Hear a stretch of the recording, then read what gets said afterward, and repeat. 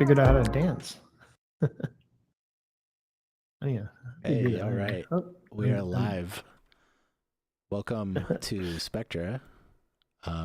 It's so great that you're here. This is only our second meetup that we've attempted in the Spatial I/O version of Spectra. This is the main intersection. I'm Nick here, inhabiting Spectra's official avatar here with the red hair. I'm the community manager over on Discord.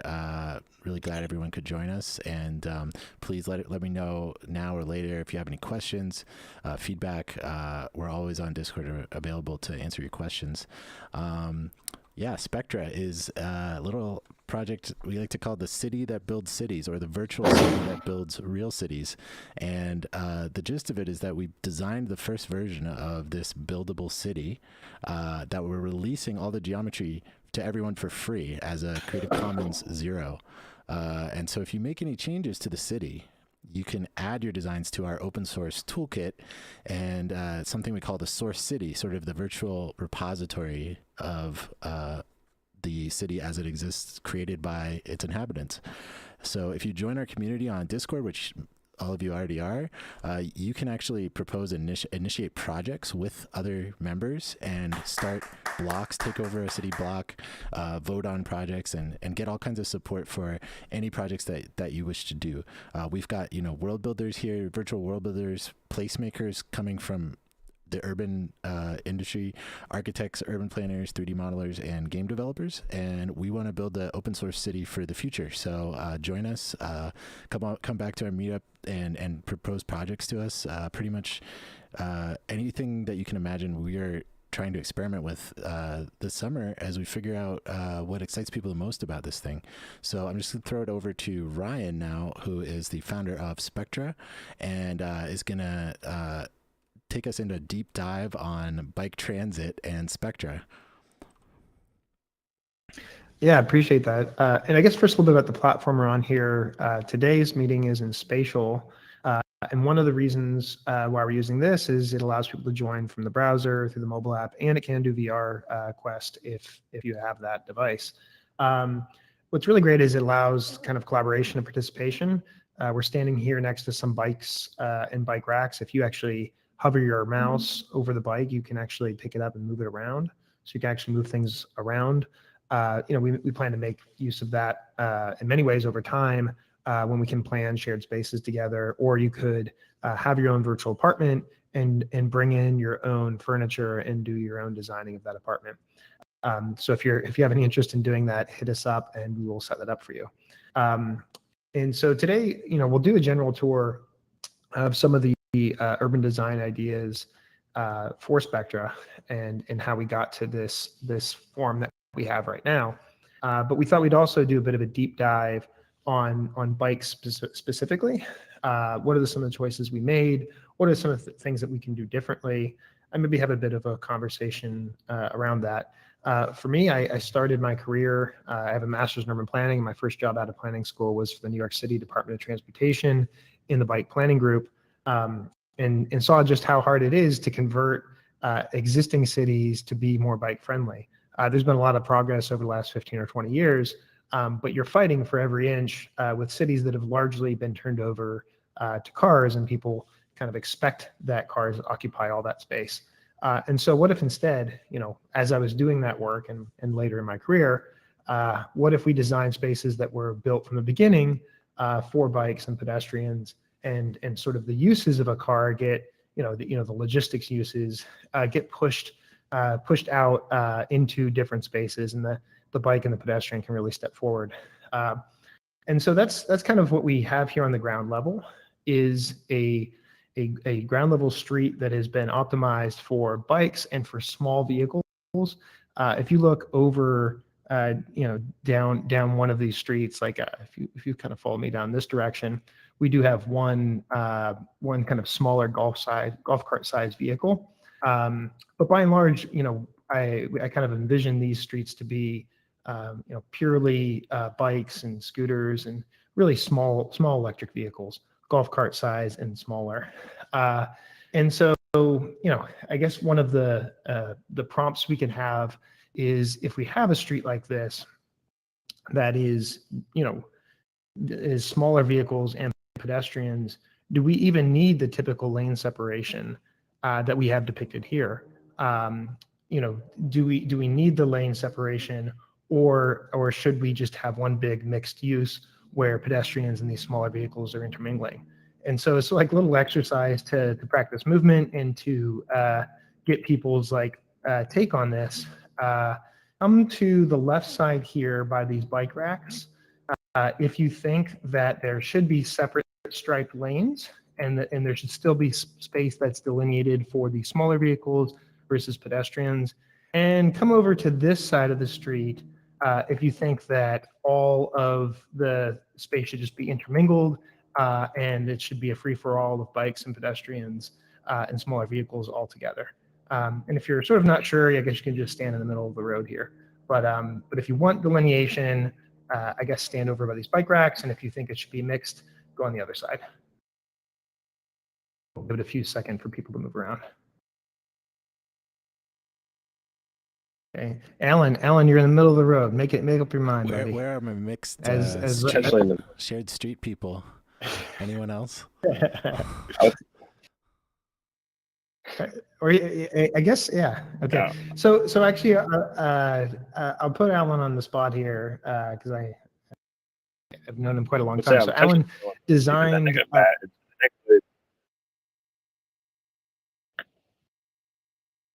Shit.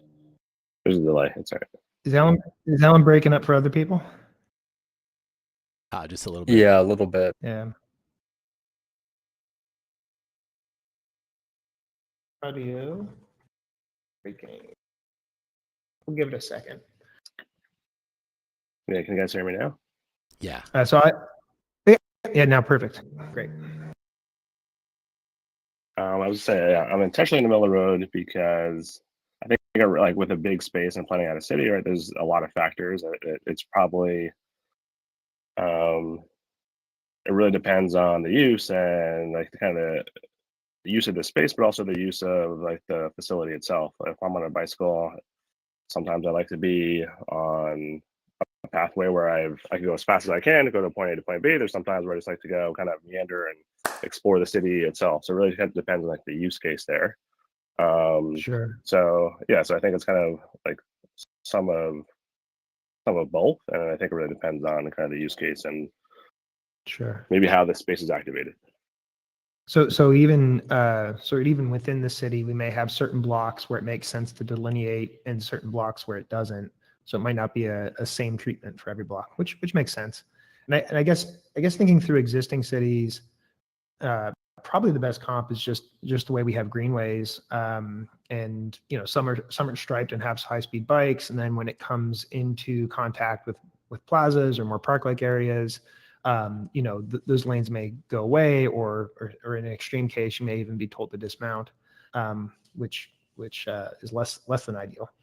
But yeah, so I think that's a good example, where we're showing kind of typical treatments or what we anticipate to be typicals, but we should, as we add more detail, we can show more variety.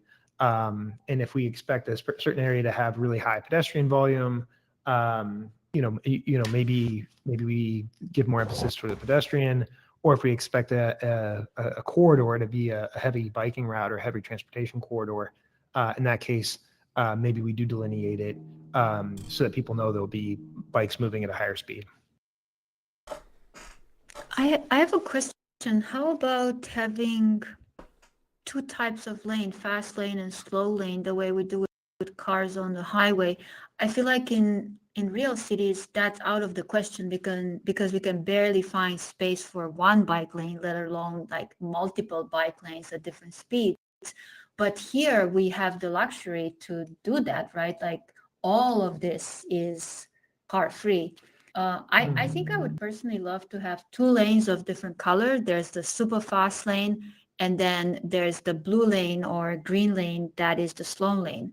And that can curve more, that can be a lot more playful and has a different relationship with the people walking. Yeah, I think there may be, at the scale we're talking about, there may be some conflict between the different vehicle riders, between a bike, a scooter, and a golf cart size and the speeds that they want to travel at. The conflict that I was teasing out in the beginning, though, is the conflict between pedestrians and those vehicles, which is to say, do you have any lane at all where basically everything is a pedestrian zone and vehicles are kind of cautiously moving through it?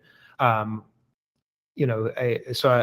I think, yeah, I think that adds another layer to say, besides the conflict between pedestrians and vehicles, you have the conflict within vehicle types themselves, that someone wants to be going very, very slowly or is maybe only going a few blocks, and they're on a vehicle that's going 10 to 15 miles an hour, and then somebody's wanting to go 20 to 30 miles per hour. That there's even conflicts there. Yeah, I'll kick it back to Alan. I mean, in some of some of the facility design that you've worked on, or earlier in your career you worked on, can you think of like an express lane for small vehicles, or have you seen something like that? I would say, like, yeah, it really, I would probably, I mean, I would say not really. Coming from New York City, right? There's a lot of competing needs on the city streets. So there's a lot, like, to your, I forgot who said that, but to the original point of, can we have different lane or different kind of use types? We just don't have the space, right, in those cities. I think, to your point there. I guess the one thing I would say is, like, society wise, right, we start to delineate space for certain use cases. There starts to also then create like different anger levels, right? Like, I have the right to this space because it's mine, it's delineated for myself. Why can't we create also where it's actually like for everyone, right? And there's like rules to the road or rules to the space versus a rule to like this only space for bikes, right? There just creates it tends to create like some tension as well, right? So if I'm in for bikers going the wrong way or pedestrians in the bike lane, right? There's always someone who feels like they have the right to that space. So, like, is there a way we could create space where it's for everyone and there's a general rule to the space versus just like individual and like creating individual spaces for different use types? Yeah, I guess it's challenging when you say, well, it's space for everybody, but then if it's not delineated, you're going to have conflicts. And there's, and sometimes even if people are well intentioned, one conflict that often happens is, a pedestrian gets kind of like frozen deer in headlights while a vehicle, like your 15 or 20 mile an hour bicyclist is coming at them, and just like that, they don't even know how to navigate those very simple interactions. Yeah. I guess, I mean, to your original question though, yeah, I mean, it's really just the treatment type, right? And especially in New York City, there's shared lanes, there's bike lanes, there's protected paths, which are maybe more like the highway, faster speeds, and then there's greenways, which are completely off street, right? Are not competing with the traffic flows as well. So the greenways are maybe more of like the highway, maybe a higher speed, whereas the other treatments, if it's on a city street, right, you can't go as fast just because of the nature of the way it's set up. Let's revisit and build on this conversation as we look at some other areas. There's two areas that we're going to look at in particular: the courtyard level, which sort of when I was conceiving it was a fully pedestrianized zone, meaning no small vehicles, and then even in some of these buildings here, we have these sort of more meandering paths, inside going through the buildings. And so again, where vehicles may or may not be appropriate. I guess with that, do we want to make our way through a portal, or can we get to Nick? Should we go to the ground floor, or which kind of portal should we jump over at the portal? I have a quick suggestion, Ryan. Do you think this would be a good time to look together at Broadway? The map is right behind you over there in that pod. Since you just mentioned this topic, we can. Because you just mentioned that. Yeah, but to actually walk through it, is that one of the scenes that's in I think one of the courtyard scenes, right? Yeah, so this will be the map, and then we might see that. Anyone who has PCVR could join us next week and walk through the entire city in PCVR on our Source City tour, which is happening next week. Check our events on our website for that. But the Broadway concept, maybe Andrea or Ryan could speak a little bit about what this is, and if anyone wants to look at this thing full screen, you can click the magnifying glass and it'll pop open in your window. Oh, I see. Let me see. Oh, yeah, there you go. So if you click on that magnifying glass, it'll pull up and make a bigger version of the map. Andrea, why don't you talk through it? So this is something that your team had put forward and we ran with. So yeah, why don't you kind of break down what the idea is? Yeah, definitely. So we knew from the beginning that the ground floor is very important in the city. The cars are not there, and just that simple fact really was an opportunity for us to really go wild and rethink that ground floor experience. And we also knew that we were, as a brief in the start of the project, we considered a potential location in a subtropical climate, so somewhere where there would be the need for a lot of shading in the summer. And that opened up the possibility of not closing in all of the spaces that are traditionally closed in with storefronts and facades on the ground floor. So if you look left of this board, for example, you will already see some columns that are supporting the buildings, but also a lot of shaded space in there. For the purposes of the scene, we had to close off some of the space. So you see the walls. However, in our VR build, which allows us to have a much bigger, fuller experience of the city, and what you see in this drawing, there are actually very few enclosures on the ground space, on the ground floor. Everything is quite open, and it's like one big park like experience. And on the ground floor below every block, you find very different treatments of that space according to the concept, the economic concept of that area. What this allows you to do then, either if you're a pedestrian or if you have a bike or another kind of small vehicle, is to experience the city by meandering through and beneath all of these blocks on the ground floor, rather than just sticking to the streets. So when people first see our city, they usually start like you just did, in the middle of the intersection, and they look around, and it looks quite traditional. It looks like, okay, there's a street that keeps going, kind of like Manhattan, and in the intersection are quite traditional. However, if you were to take what we call Broadway, which is this meandering path, or really any other path, that feeling of linear streets and buildings that guide your experience of the city completely disappears, and it starts to feel like something quite different than anything you've experienced in physical cities. If this was to be built in a cold climate, of course, this would not be possible. There would be no use for so much shaded space, and it would be very cold, basically, in the winter. But it would be quite appropriate for something tropical or subtropical. Yeah, I think the idea was to sort of bring the street into the building a little bit, and allowing the pedestrian to explore not just a grid, but kind of the spaces in between. And so that's what we were going for with one of those paths. And I think as we're going through the tour, we'll go through one of the ground floor areas that is more designed as like this kind of Middle Eastern bazaar, like this little marketplace, which again is kind of like, it's open and it's bringing people in from the street. Cool. So let's with that move to let's move to another scene. We can follow me here.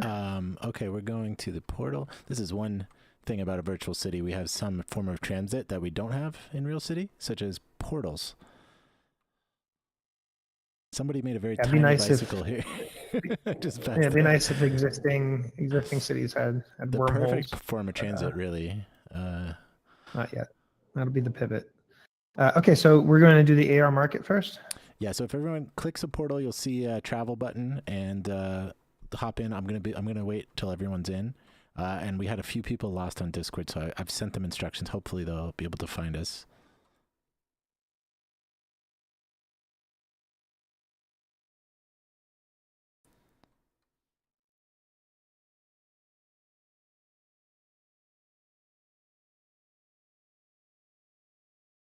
You make it through the portal, Barbara? Thanks.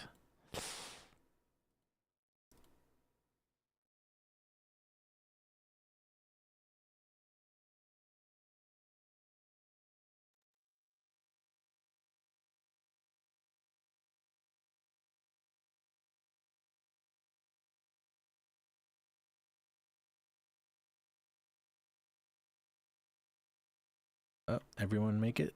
Is Ryan? It looks like we have a quorum, or most people made it.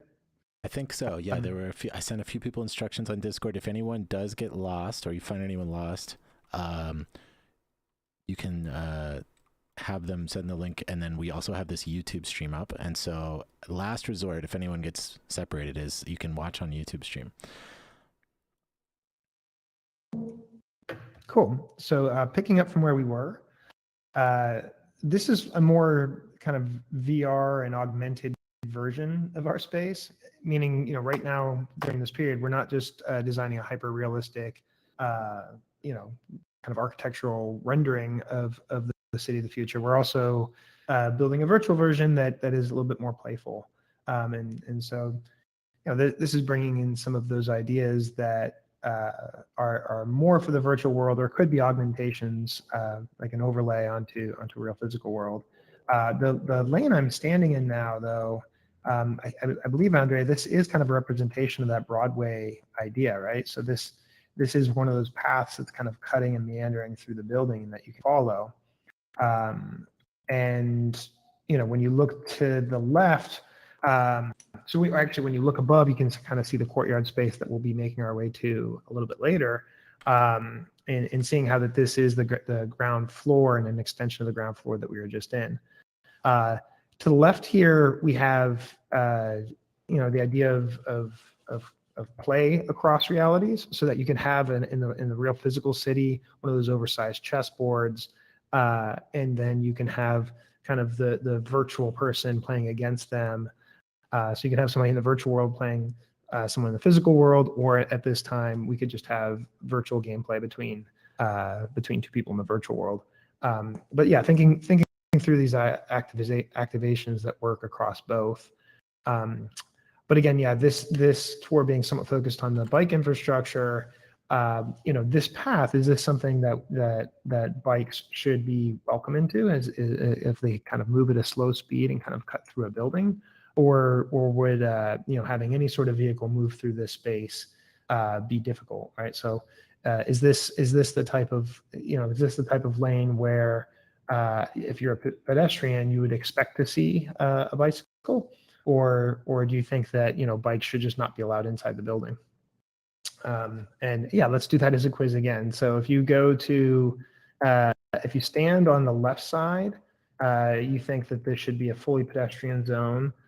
And you know, if you stand on the side where the chessboard is, and if you stand on the opposite side, you think, hey, it'd be fine if there's like bikes or small vehicles going along this path and cutting through a building, as long as they're going a slow speed.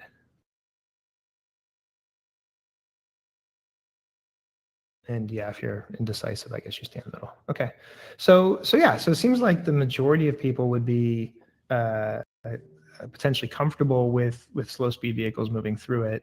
But you know, in my opinion, it feels just because you're indoors and you're in more of a market, that it feels more of a pedestrian space. I guess it also depends on the volume. You know, if it's just the occasional vehicle coming by, that's one thing. If this lane was really packed with vehicles, that'd be a different thing. Is it true, Ryan or Andrea, that part of the Broadway bike path that you saw in that blueprint was supposed to go through a block like this on the ground floor? Is that right? Yeah, I think this is representative, right, Andrea? This where we are now is drawn on that plan. Yes. Yeah, that's what I thought. If you look right ahead beyond that portal and left everywhere, you see these gray patterns with Spectra cities on them with the logo. Those are there to block what would otherwise be a view back into the street. We had to block that view because of limitations of what we're allowed to run in the browser as a scene, which kind of spoils the whole concept, right? Because it feels like we are in a kind of enclosed space that's divorced from city life. That's how it feels right now. The exact opposite is in a way what our design intent was. It was that you are here and it feels like, yes, you are in a very special, unique design place like this bazaar, but you always have direct access and eyesight through these big, big openings to the street life. There's basically no separation. You are, in a sense, on the ground floor on the street. Mm-hmm. Yeah, we should upload photos. Like, you wouldn't have the perspective exactly right, but a bit of a photo about where that would connect to. In our live stream, in the intro sequence, you see actually a view down the bike path down the whole axis of the city. And also next week we'll be pushing our Source City tour for those who have PCVR access, but we'll also be streaming that on YouTube as well. So you get a chance to see the build that you see in our trailers. Okay. Well, let's keep moving through into the next scene then. And so the next one, we're going to move into the courtyard, and it has the sort of daytime non-augmented version of what we're standing in now. And then it also has the courtyard up above. So it has the space that we're standing under right now and the daytime version.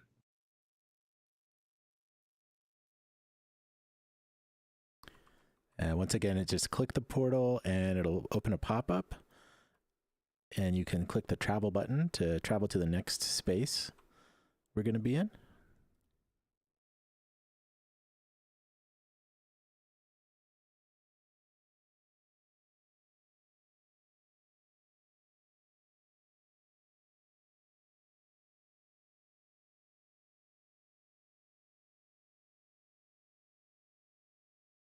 On is now tiled with these arrows, and it's not augmented in the way that it was before. So now we're standing up directly above where we were, and then we have the daytime version, the non-augmented version of it. And so yeah, the question I want to pose here, also as you're standing in the main center path here, you know, if you look at either end, you'll see the kind of draped off enclosures. But as Andrea had said, the idea is that this actual pathway in the center here connects to the neighboring buildings. So these are actually points of connectivity. This is a through lane, not just a fully enclosed park. But again, with the limitations in terms of what we show, we have it a bit blocked off. So this space, these courtyard spaces, really where the design for the project began, was thinking through, you know, a cluster of buildings surrounding a central internal courtyard and a ground floor that was kind of configurable between different uses. And so it is meant to be park-like. And then with this pathway that we're standing on, you're able to connect between the buildings. And so for me, this was always thought of as a fully pedestrianized space for young people and the elderly, where there's really no vehicle traffic at all. And you can explore the city through this elevated parkway, similar to the High Line in New York City or the Promenade Plantée in Paris, but really doing it like at a citywide scale where you have this elevated parkway. Now, even on the team, there's sort of a little bit of a difference of opinion on what could be allowed, because you could imagine small vehicles also, say, traveling on this main pathway, but then maybe not encroaching into the courtyard spaces. But my thought is that if the ground floor ends up being relatively busy with electric vehicles, it would be really nice to have a peaceful place to escape, where you can walk from block to block and not have any interaction with other vehicles. And so instead of the speed of the city moving at 15 to 30 miles an hour around you, it's walking speed up here.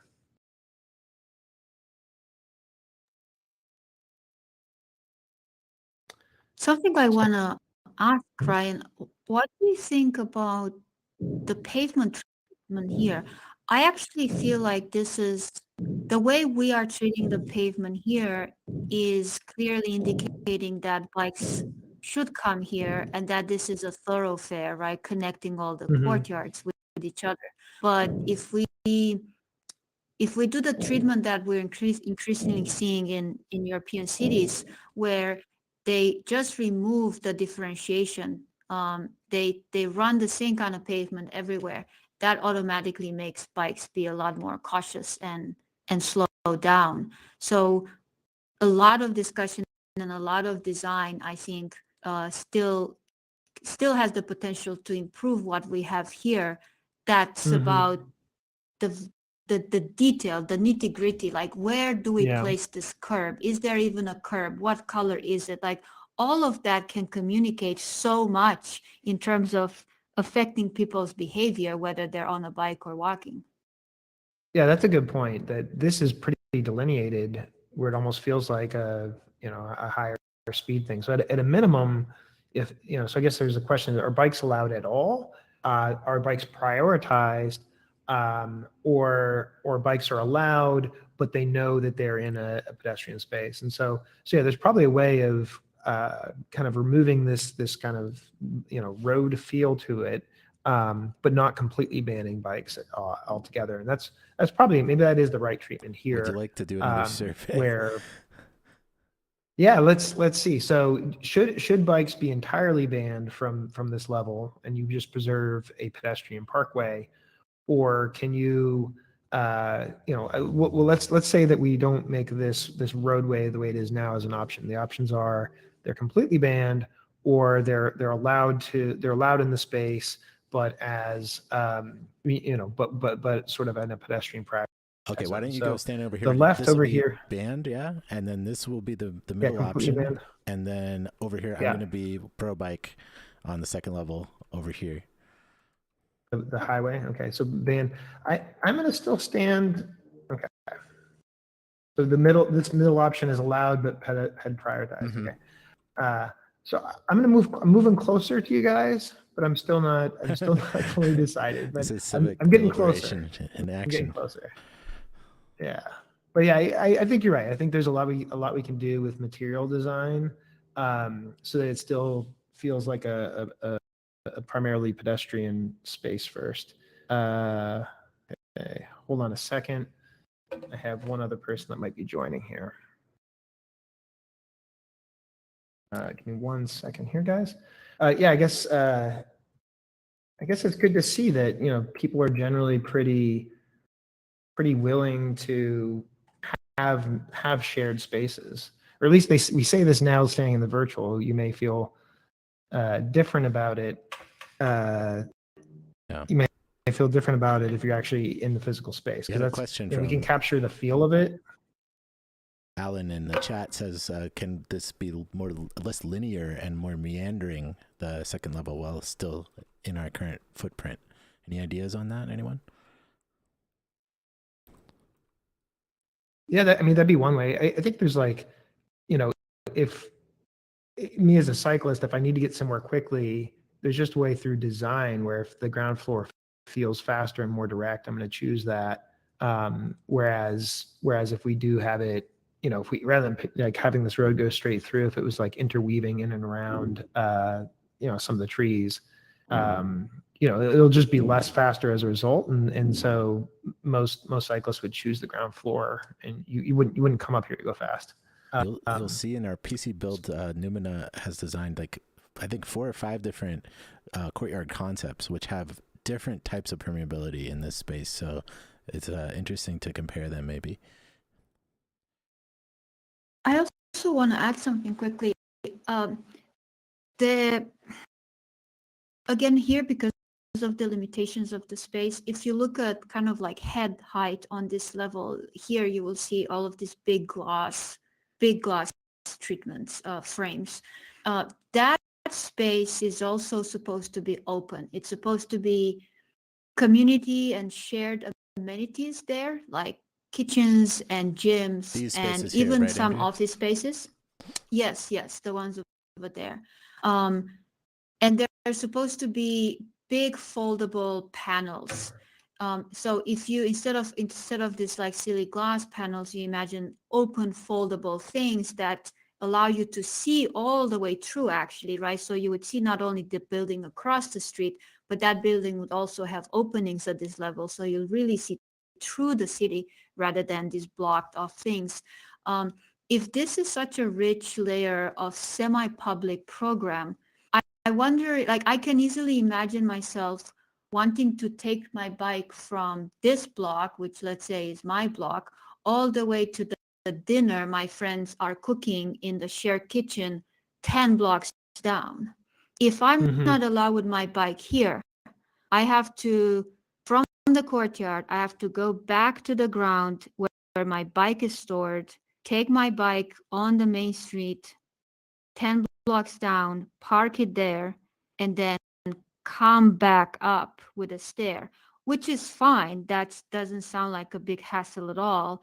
But the experience, I think, would be supremely wonderful if I could not deal with the street at all. Like if I could just pretend for the day that the street doesn't exist, and I'm gonna live for one day only on this level, in only in the world of these blocks and communities and shared kitchens.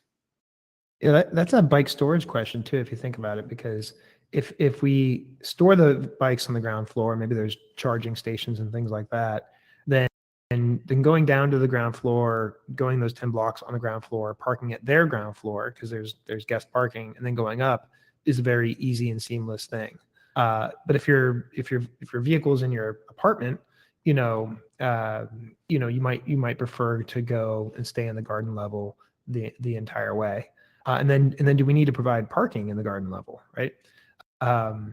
And do we accommodate, say, like smaller vehicles like a standing scooter, but not bigger vehicles like a large cargo bike? So yeah, I think there's storage implications here too. Do we need to have any parking on the courtyard level, or do we gear all the parking toward the street level? The stuff that's in the street level, is it inside the envelope of the building, or is it kind of further away, close to the bike lanes? So I think, yeah, there's a lot of choices that we make that'll have other implications on the form. Is there a current way, let's say, if you allowed cyclists up here to get to the ground level and back, or is it really just stairs and elevators, or right now? Elevators and stairs for the moment. Yeah, if you allowed vehicles up here, you would assume that you'd probably want to be able to get down to like the faster street level without getting off your bike and walking. Yeah, we definitely don't have like a ramp contemplated where you're ramping up and down. It's currently either a stair or an elevator. Presumably for a bike, you'd be using the elevator. But we do have elevators for every courtyard. Okay, we should probably go up another level to the rooftop. We've got real about quick. 15 minutes in our scheduled programming, and then people are obviously free to stay on if you have questions. So let's move up to the rooftop. It's the next portal is over here. Okay, here we go. Rooftop.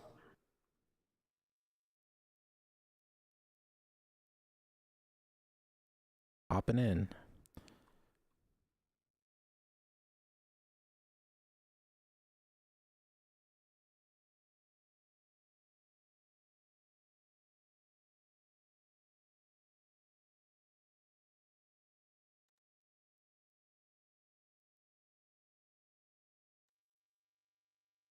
Congrats everyone who made it this far. You've made it to the coffee shop, the rooftop coffee shop, which is still called Berry, but we may want to decide on a name as a community for it. So. But yeah, hopefully anybody who's gotten lost along the way hopefully has found the way to the YouTube stream. So if you're watching from there, you've also made it to the rooftop. And you could talk a little bit about what we're seeing around us right now. Yeah, and again, for the bike context, I don't see the rooftop as a biking zone. Maybe there's people that want to take it up just to meet a friend or something, but then again, you have to think about storage. But yeah, this is meant kind of a recreational space to some extent, a little bit of retail space in terms of the cafe. And then we've dedicated most of the surface area on the rooftop to growing, to hopefully productive use, where you're getting good sunlight and you can grow a useful amount of fresh fruits and vegetables for the block. So we talk about some vertical systems, possibly aquaponic systems. And so, yeah, we've laid out rooftop with a lot of these different growing systems. I think the idea is having different layers to the city. If you actually kind of stand over in this corner here, you can see down into the courtyard where we were standing. You can see that all the apartments have a good amount of outdoor space themselves. So the idea of private outdoor space being contained within the apartments, the idea of public but private feeling space in the courtyards, where you can maybe wander into every courtyard, but it's really sort of optimized for the residents of the building. And then on the rooftop, some additional private space, some additional public space, or space that's for the use of the building. Yeah, I think for me, outdoor space is actually pretty important in a city, and it's actually one of the things that often I think cities don't contemplate enough. It's probably the majority of cities don't have enough, certainly private outdoor space, or even easily accessible public outdoor space. So it's something we wanted to deeply integrate into the design and do it in a pretty efficient way, where that courtyard below is the rooftop of retail or light industrial space, and then the rooftops up here are also put to good use. So that's the primary ideas. I don't know if I have any bike centric thoughts up here. I guess you can kind of like look out over the building and to see some of the bike lanes at a distance, and some of the bike parking zones. But yeah, does anyone have any bike thoughts for this level, or any just general outdoor use thoughts?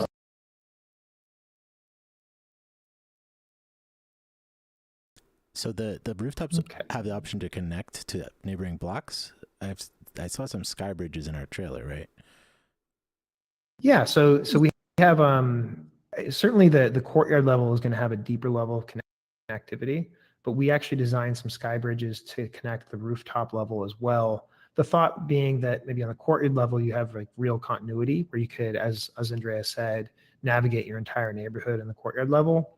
Whereas at the sky bridge level, at the rooftop level, you can maybe connect to one or two buildings next to you. So you have some amount of limited connectivity, but you're maybe not able to traverse the entire city.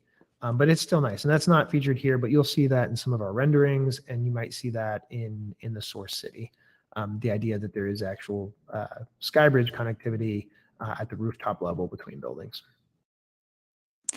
Sky bridges are one of those things that everyone would like to have, but they end up not being built because they can be quite expensive. To span from one street to another, it will require some pretty heavy steel trusses.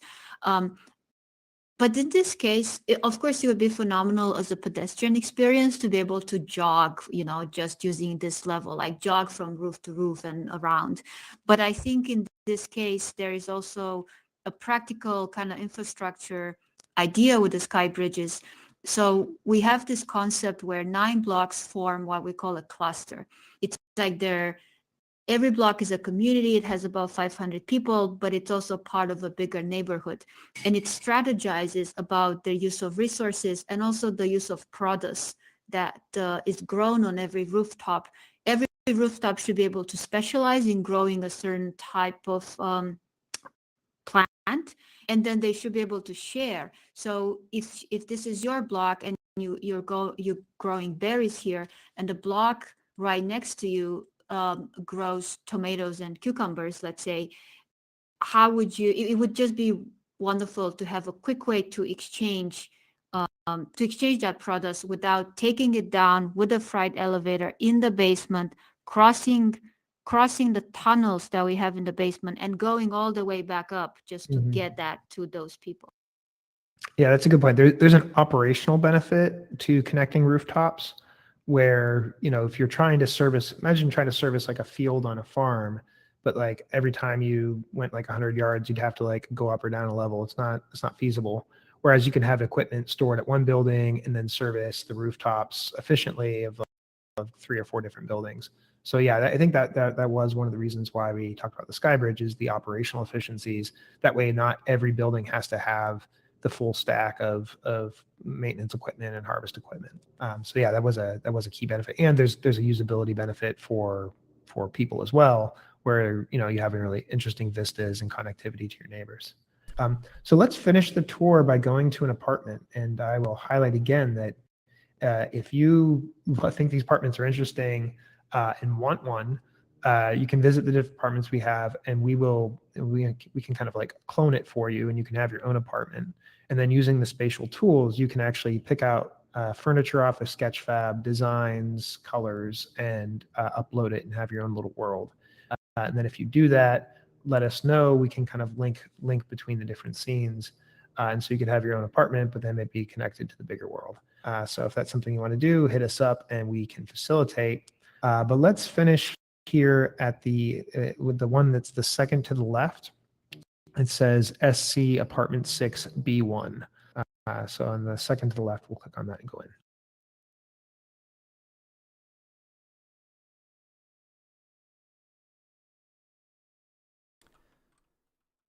Now, everyone, I need to warn everybody that we had some students in here this morning, and the students may have made a little bit of a mess. So our challenge to everyone is to help us clean up after these students. Yeah. They made a very large chair. They made a very large chair. The Barbara students sideways are giants. That's great. But that's actually a great example though, where that'd be great if you jump. So the idea is you can actually bring in these objects, scale them, and place them into the environment. And so if you're particularly for like an interior designer and you really want a showroom space to play with, you can create versions of this world and really decorate it as you like. We have, I think, 4 apartments that are up inside Spatial. Total, I think we have something like 16 or more different apartment types, but there's 4 that you can currently today play around with, download things, and optimize. So I think I think the biggest things that we got excited about Spatial as a platform is that it is cross-platform, that we have people in here right now that are in the browser, but it also supports VR and mobile, and the interactivity that we can move objects around and collaborate on a design where like we're all in the same space right now moving objects, and we can also you can also have your own private version where you can just invite friends and just kind of design and live in a space yourself. So it's been really great. This is only the second this is only the second time we've hosted a walkthrough tour. We're learning, we're changing, and if you found this interesting, definitely tell a friend about it. And we're gonna be doing these weekly. We'd love to have more people come through and check it out. Thanks, Ryan. And we actually have a survey for folks, which I'll make a portal for here. So anyone who made it this far, we'd love it if you could fill out this survey. It's over here in the courtyard. And I'm also going to put the link in the chat if that's more convenient. What does that do if you click on it? Does that open up a browser window? A browser window in a new tab. And these over here, this will take you to our toolkit, this black portal here. And that's the page where you can find our actual open source files for the city.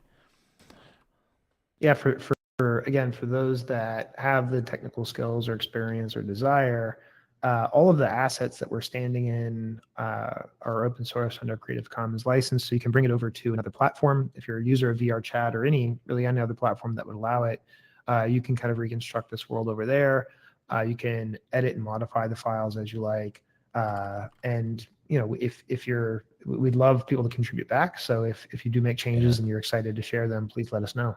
And Ryan, I have a message from Matt Brozina in the YouTube chat who is asking if we could go back to the intersection to end the tour. Since they joined late, we might be able to reconnect with them. Yeah, absolutely. We can do that right now. And then, let me just drop a portal here. Yeah, Matt said he had an issue with the latest version of Chrome, so that's the first anybody reported that issue. This intersection portal right here will take us back to the main intersection where we get to meet another guest and check out the other documents we have back there. All right, sounds good. Everyone find it? Thanks for everybody for joining. Yep.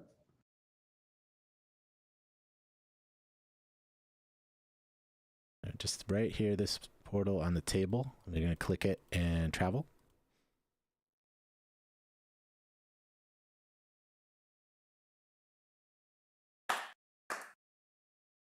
Uh-oh. These are taking a little longer.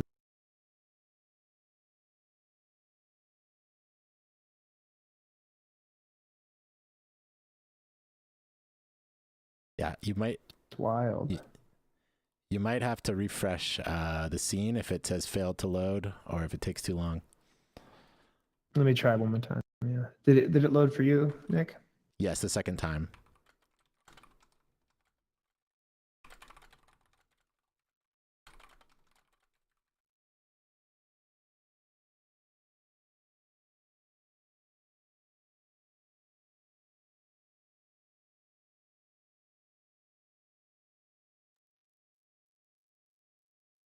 Okay, yeah. Refreshing the page worked.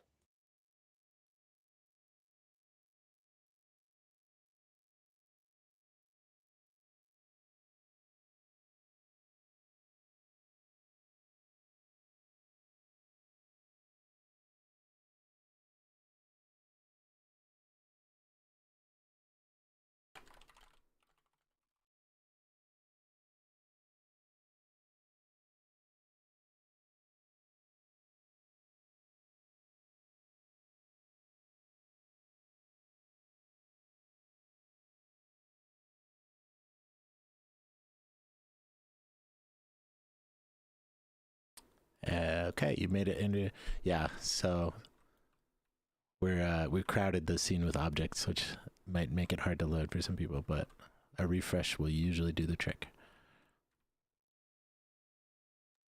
What was the problem?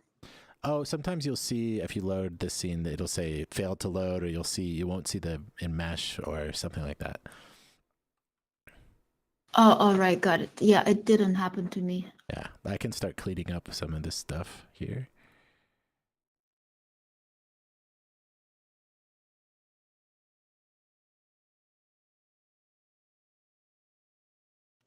I feel like sometimes we should also take people here where these mushrooms are. This statue in the middle kind of looks cool. You can They kind framed of the city climb in it, a nice which is way. kind of nice.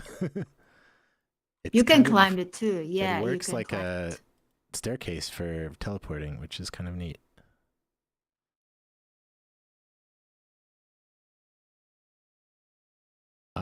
So where was Matt? Oh yeah, but Matt's here. Great.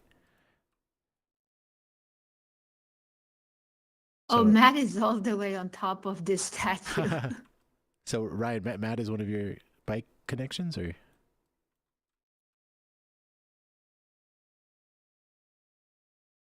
Sure, if you can hear us, Ryan. Oh, I was just talking so much and I was muted. So. Whoops. Matt was asking in chat.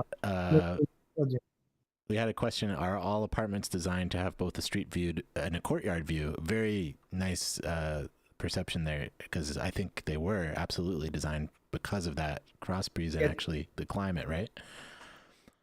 Yeah, I think almost every unit, there's like one corner unit that is only street view and not a courtyard, if I recall. But Andrea, almost every Correct. unit has both. Every unit has openings on at least two sides, which is really crucial for ventilation. And the one that, well, actually the unit that only has two sides is the corner unit. And that also has views towards two streets, towards an intersection, and not the courtyard.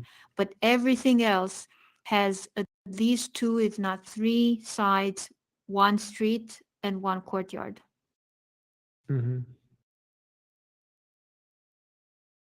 Cool. Well, I think I'll catch up with Matt Brazina separately. I don't know if he was trying to meet here or not, but I'll catch up with him. Yeah, he's been chatting in the YouTube chat. I don't know if you can figure out the audio in spatial, but yeah, definitely we can hang out in these spaces at any time. And I forgot to mention to folks that the public versions of this is sort of the special event version, but you can access the public version at any time from the Visit Spectra channel or on the website by clicking the button Explore Spectra, or in the menu there's a Explore Now button in the menu as well.